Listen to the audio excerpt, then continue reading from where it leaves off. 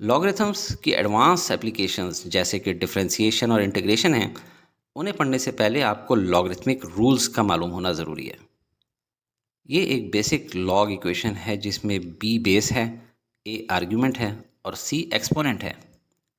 अगर लॉग के नीचे कोई बेस रिटर्न ना हो तो इसका मतलब होता है कि बेस 10 है।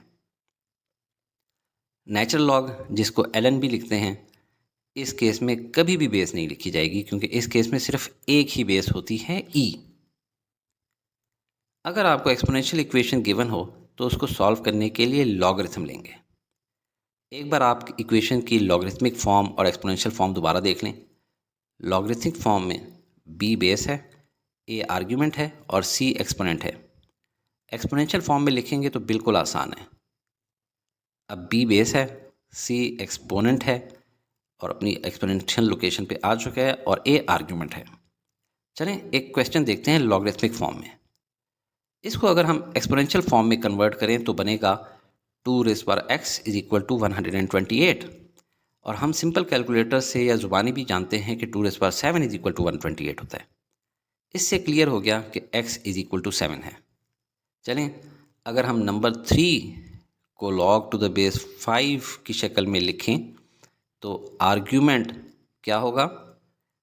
सबसे पहले आर्ग्यूमेंट की लोकेशन पे x लिख लें और फिर लॉग वाली टर्म को स्टैंडर्ड नोटेशन के लिहाज से लेफ्ट साइड पे ले जाएं और रीअरेंज करके इसको लिख सकते हैं 5 raise power 3 is equal to x. तो यहाँ से x की वैल्यू आ गई है 125 और अब हम अपनी इक्वेशन में x की वैल्यू डाल देते हैं। अब इस इक्वेशन को देखें, इसमें बेस नहीं लिखी हुई जो इंडिकेशन दे रही है कि इसकी बेस 10 है। इसको एक्सपोनेंशियल फॉर्म में लिखते हैं। 10 क्यूब का मतलब है 1000, तो इससे x की वैल्यू आ जाती है 999। लॉग ऑफ 1 रूल समझें। Log of 1 to any base is equal to 0। क्योंकि किसी भी नंबर की पावर 0 हो तो आंसर 1 आता है। तो आपको जब log of 1 to the base 2 नज़र आए तो आंसर 0 आता है। जब log of 1 to the base 7 नज़र आए तो भी आंसर 0 आता है। अब देखते हैं log of same base rule कि जब बेस और आर्ग्यूमेंट सेम हो तो आंसर 1 आता है। रीअरेंज करें तो base to the power 1 answer itself ही आता है। अगर आपको log of 2 to the base 2 नज़र आए तो आंसर होगा 1। log ऑफ 10 नज़र आए तो आंसर होगा 1, क्योंकि log की बेस ना लिखने का मतलब होता है कि बेस 10 है। इसी तरह अगर नेचुरल लॉग ऑफ ई लिखा हो तो भी आंसर 1 आएगा, क्योंकि नेचुरल लॉग का मतलब होता है log to the base e. Power rule बहुत आसान भी है और यूज़फुल भी कि अगर किसी आर्ग्यूमेंट का अपना भी एक्सपोनेंट हो तो वो एक्सपोनेंट log से पहले लिखा जा सकता है एज कोफिशिएंट। जैसे अगर हमारे पास log ऑफ एक्स स्क्वेयर हो तो उसको हम 2 log ऑफ x लिख सकते हैं। लेकिन ध्यान रहे कि अगर log ऑफ x कंप्लीट के ऊपर स्क्वायर हो तो वो आर्ग्यूमेंट का स्क्वायर नहीं बल्कि कंप्लीट log का स्क्वायर है, लिहाजा उसको कोफिशिएंट से पहले नहीं मूव करा सकते। ये actually log of x into log of x है।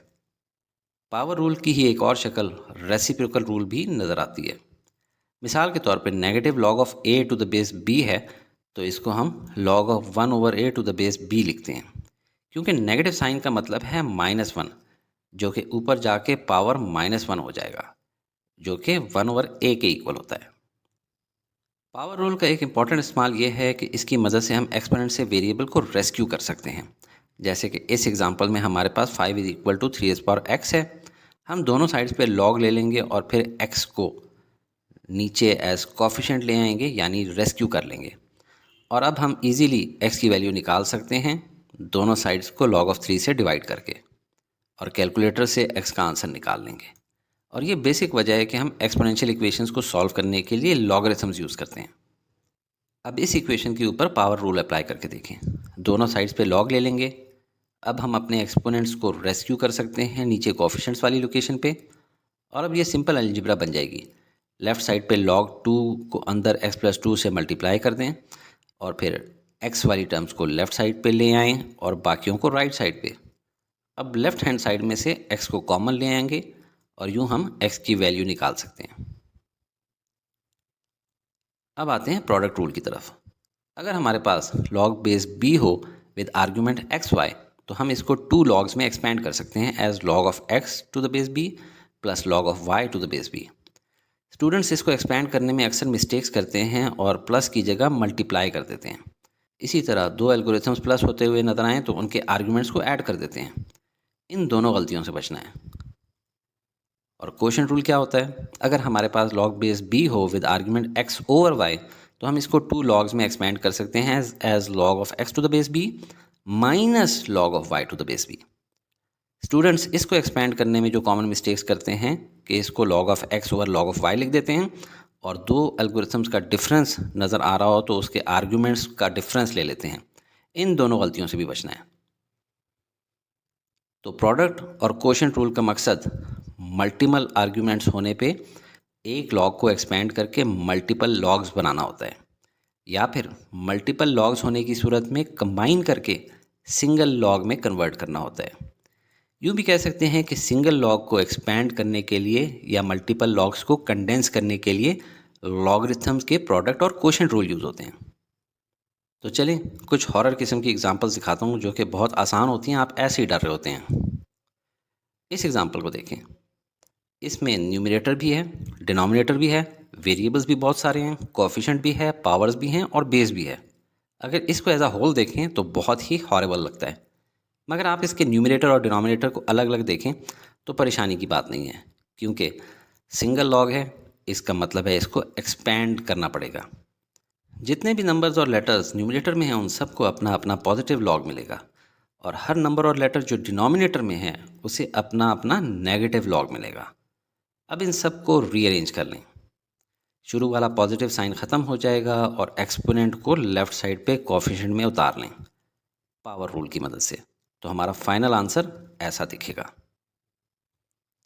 अगर हमें कोई ऐसा क्वेश्चन मिले तो हमें देखते ही पता चल रहा है कि इसमें 3 लॉग्स हैं, तो इसका मतलब है कि इसको कंडेंस करना है।